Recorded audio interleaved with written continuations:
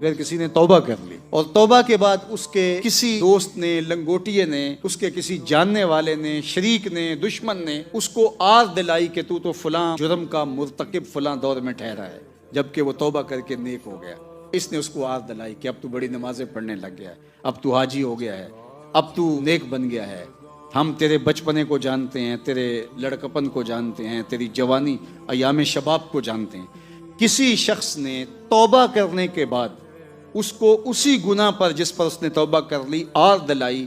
उसको जलील करना चाहा, अल्लाह उस शख्स को, आर दिलाने वाले को, उतनी देर तक मरने नहीं देगा जब तक अल्लाह उसको जलील और रुसवा न कर दे। तो जब तौबा हो जाती है फिर अल्लाह माफ़ फरमा देता है, और वो माफ़ फरमाता है तो क़यामत के दिन भी जिक्र नहीं होगा, बल्कि एक रिवायत में आता है कि फरिश्तों ने जो सहीफ़ों में लिखा हुआ है वो भी मिटा दिया जाएगा, सब खत्म हो जाएगा, वो सारा डिलीट कर दिया जाएगा कि बंदे ने तौबा कर ली, अब उसके नामा अमाल में वो नहीं होगा। अल्लाह की करम नवाजियों के रंग है, तौबा से सारे गुनाह मिट जाते हैं। गुनाह से तौबा करने वाला ऐसा हो जाता है कि उसने गुनाह किया हुआ ही नहीं है, तो अल्लाह उसके सारे गुनाहों को माफ़ कर देता है, खताओं से दरगुजर कर देता है। इस्तिग़फ़ार का एक बड़ा खूबसूरत मफ़हूम,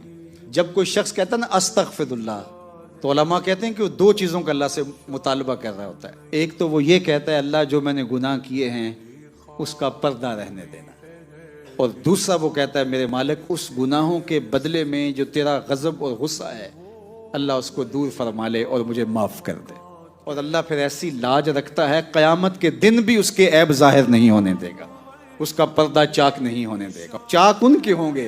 जिन्होंने तौबा नहीं की, उस वक्त हर शय सामने आ जाएगी, लेकिन जिन्होंने तौबा कर ली फिर अल्लाह उनकी पर्दादारी फरमाता है। तौबा से सिर्फ हमारे गुनाह ही नहीं धुलते, बल्कि तौबा से हमारे मन भी धुल जाते हैं।